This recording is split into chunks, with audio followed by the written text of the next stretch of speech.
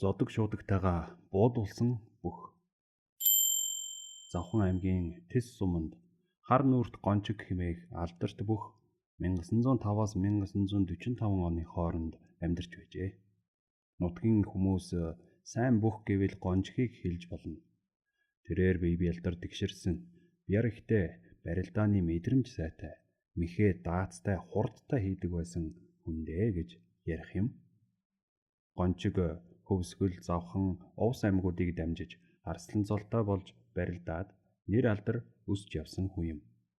Гончгийн багын найз Санжинд очиж цай ууж байхад Санж учир битүүлэг шалтгаанаар таалал төгссөнөөс болж уг хэрэгт сэжиглэгдэн Хөвсгөл аймгийн шоронд жил шахам суусан авч хэргийг эс хүлээжээ.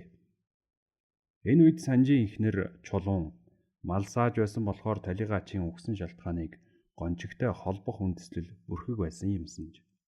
Тэр үед Талигаачийн цогцсонд нарийн дүн шинжилгээ хийх боломж бүрдээгүй байсан болохоор цогцсны гадна талаас нь харахад мэдэгдэх ил шарах сорив байгаагүй тул гончгийг алсан гэж нотлох баримтгүй байсан хэдий ч алсан гэх ялыг тулган хүлээлгсэн байдаг.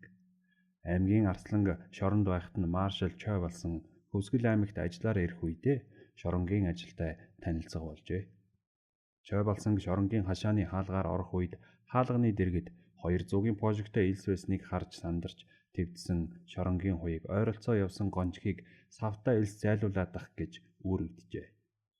Гончиг савтай илсийг өргөөд явж байгааг харсан маршал хэдийгээр шоронгийн хоригдл гэлээч тэр хүний бяр чадлыг бахархаж энэ хүү боломжийн тэнхээтэй хүн юм.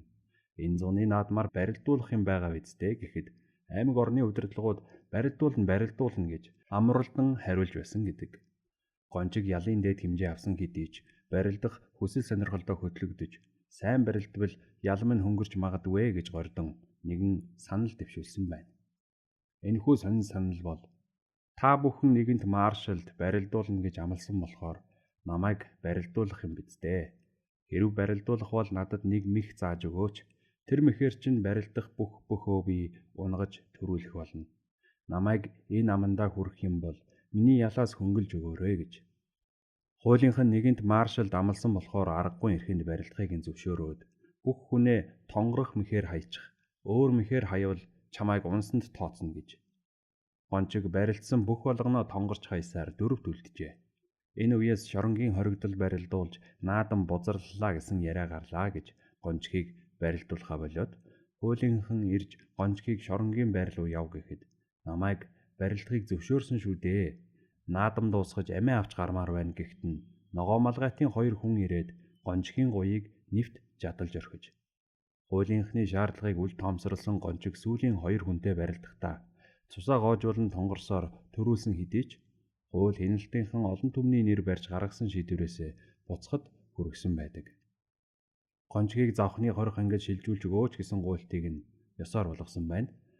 Гончиг цааздуулах ялтаач гэлээ нутгаа гэж ирсэн болохоор хороох хоногийг нь хэдэн сараар хойшлуулж хаврыг үзэх болж. Тэр нэгэн хаврын нар шарж хүм малын зоо тэнийсэн сайхан өдөр байсан хэдий ч гончгийн хувьд усан нүхний өмнө байгаль дэлхийгээ эцсийн удаа гонигтай харж цэнгэг агаарыг шуналтай гихчин сорж давчидсан цээжээ онгойлгож ядан зогсжээ.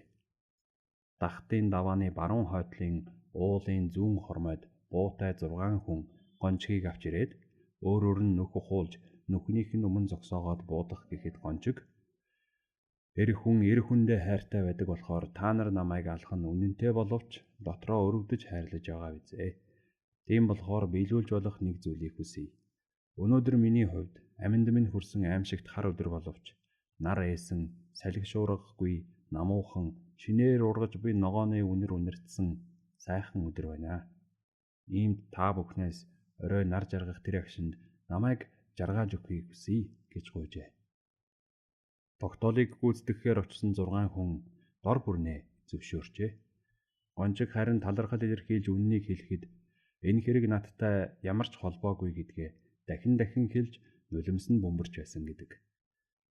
Санжийн эхнэр та хоёр холбоотой байсан гэдэг худал үг гаргаж ирээд тулгаж тасалсан юм. Хийгээгүй хэрэгээс болж амь насаараа хохирч буй хүн гомдолтой байлгүй яах вүлээ гэд уртаар санаа алдаж байсан гэдэг. Гончиг барилдаж явсан тухайгаа болон Бөхчүүдийн талаар олон сонирхолтой яриад илгэж суух хэлбэндээ цагаан саруултай ганс хаш хөөрөгтэй тамхиа нэрж суужээ.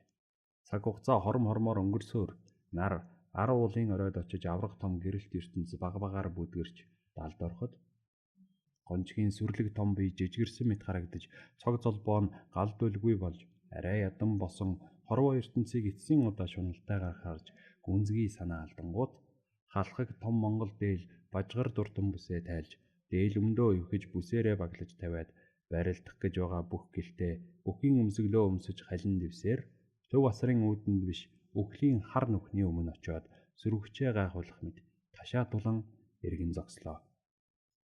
Үүргээ гүйцэтгэж яваа 6 хүний буун дуу зэрэг тас хийж бүхийн өмсгөлтэй монгол ир маань дээшээ хараад үхлийн хар нүх рүү эргэн унлаа. Чин үннийг хэлэхэд тогтоол гүйцэтгэгч бид хэрэгтэн гончгийг буудаагүй. Арслан золтой монгол бөхөө буудсан юм даа гэж энэ ажилд оролцож явсан нэгэн өвгөн хуучилж байлаа.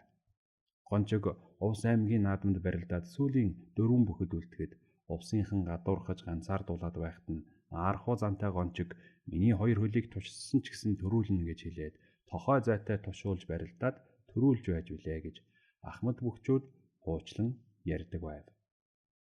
2018 оны 5 дугаар сарын 8